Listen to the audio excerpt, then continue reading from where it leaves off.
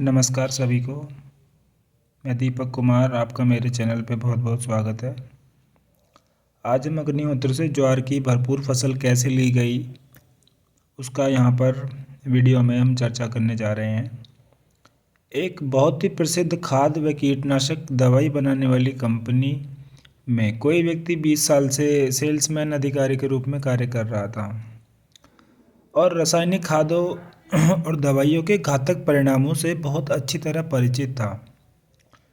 उसने सन 1979 में शोलापुर महाराष्ट्र जिले में एक गांव था हतूर से 11 किलोमीटर दूर स्थित एक खेत में जो डेढ़ एकड़ था लगभग, मालदांडी जाति की ज्वार पर अग्निहोत्र कृषि पद्धति का प्रयोग किया।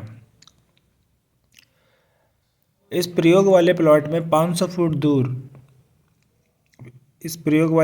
500 फुट दूर एक तुलनात्मक प्लॉट रखा गया जिसमें प्रचलित पद्धति जो कृषि की होती है वो अपनाई गई। प्रयोग की सभी बातें नोट की गई, उनके फोटो भी लिए गए। दोनों प्लाटों की भूमि एक सी थी और एक ही दिन दोनों प्लाटों में ज्वार की बोनी की गई। विवरण: 16 सितंबर 1979 के दिन ज्वार बोई गई। बोने के बोने से पहले 2 घंटे बीज को गौमूत्र में रखा गया। अभी तो लोग गौमूत्र से ही भागते हैं। ये देसी गौ माता का गौमूत्र है जिसकी टाट होती है, उस गाय की चर्चा है यहाँ पर। फिर गोबर में लपेटकर सूर्य प्रकाश में सुखाकर ज्वार की बोनी की गई। गोबर उसी गाय का जिसकी टाट होती है, देसी गाय। बोनी होने पर बीज पर अग्निहोत्र भस्म डाल के ढक दिया गया, मतलब छिड़क दी गई अग्निहोत्र भस्म। खेत के मध्य में, जहाँ ये खेत है उसके बीच में अग्निहोत्र किया गया नित्य। अभी तो लोग खाना तो चाहते हैं खेत की फसल, लेकिन अग्निहोत्र करने के बारे में बहुत ही कम जानते हैं। और करने के बारे में तो लोगों को शायद शर्म ही आ जाए कि अग्निहोत्र करेंगे तो लोग कैसा बोलेंगे। चौथा पॉइंट यह था कि हर अमावस्या और पूर्णमासी के दिन 10 से 12 घंटे महामृत्युंजय मंत्र से यज्ञ किया गया। गाय का घी 100 ग्राम प्रति घंटे के हिसाब से आहुतियों में प्रयोग किया गया। अब यहाँ पर ये बोलेंगे लोग कि 100 ग्राम घी पर घंटे अगर आहुति में जाएगा तो 1 किलो घी 15 दिन में गाय का कौन डालेगा खेत में, मतलब यज्ञ में। जबकि यज्ञ को सर्वश्रेष्ठ कर्म कहा गया है प्रकृति के संतुलन में भी, और मानव के सांस लेने के लिए शुद्ध वायु को सबसे शुद्ध भोजन ही कहा गया है। तो अगर हम सही माना जाए कि हम ज्ञानी हैं, ऐसा माना जाए, तो आप ये जरूर करेंगे। इस हवन के समय छनी हुई जो ये अग्निहोत्र भस्म होती है, जब ये भस्म तैयार हो जाती है, सुबह करते हैं तो शाम को तैयार होती है।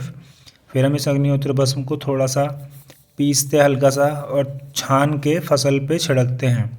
इसकी डस्टिंग की गई। फसल के समय में एक बार निदाई गुड़ाई की गई और फूल आने के समय एक बार सिंचाई की गई। खेत में रासायनिक खाद का कतई उपयोग नहीं किया गया। हर 15वें दिन दोनों प्लाटों की फसल की स्थिति आदि के बारे में नोट्स लिए गए। अब वो नोट्स कैसे हैं? वो नोट्स इस तरह से हैं कि 26/11 और 27/11 को इस क्षेत्र में बहुत पानी बरसा। इस पानी से आसपास के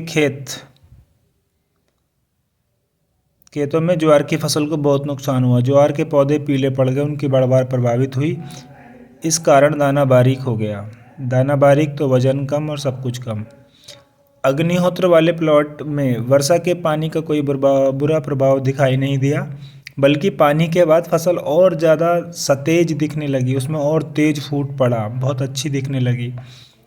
अग्निहोत्र प्रयोग वाले खेत की ज्वार की फसल आखिर तक हरी बनी रही। अग्निहोत्र प्लॉट वाली ज्वार कटनी के लिए दूसरी ज्वार की तुलना में 15 दिन पहले तैयार हुई। 15 दिन पहले फसल तैयार होना, कितना बड़ा समय बचना है, तो कमाल की बात है। अग्निहोत्र प्लॉट तथा कंट्रोल प्लॉट की ज्वार के भुट्टे निकालकर उनका जब तुलनात्मक अध्ययन किया गया, कंपैरिजन किया गया, जिसका परिणाम इस प्रकार निकला। जो अग्निहोत्र का प्रयोग किया गया उस ज्वार के भुट्टे का वजन 117 ग्राम और जिसमें रासायनिक खाद का प्रयोग किया गया उस भुट्टे का वजन 58 ग्राम। आधा अंतर है, आधा मतलब आधे से भी कम। 56 दूनी 58 दूनी कितना हो सकता है? 100 और 16, 116। और ज्वार के भुट्टे का वजन निकला अग्निहोत्र वाले का 117 ग्राम। एक भुट्टे में दाने जो अग्निहोत्र वाला है उसमें है 3381 दाने, और रासायनिक खाद में जो दाने हैं वो दाने तो लगभग 1.5 गुना है, 2282 दाने, लेकिन वजन का आधा अंतर। 1 एकड़ में तैयार 11 कुंटल और यहाँ पर रासायनिक खाद से तैयार है 7 कुंटल। सन 1979 के बाद से खेत में किसी प्रकार के रासायनिक खाद व कीटनाशक औषधि का प्रयोग नहीं किया गया है। सब्जी में मुख्यतः बैंगन, करेले, गिलकी आदि की फसल लेते हैं। सबके बारे में उत्साहवर्धक अनुभव है। आज हम निश्चित रूप से सिद्ध कर सकते हैं कि रासायनिक खादों व कीटनाशक दवाइयों का प्रयोग न करते हुए अपने खेत से में भरपूर पैदावार ली जा सकती है और हम अग्निहोत्र कृषि पद्धति को अपना सकते हैं। ये वीडियो अग्निहोत्र कृषि के बारे में था। अगले वीडियो में फिर मिलेंगे। धन्यवाद।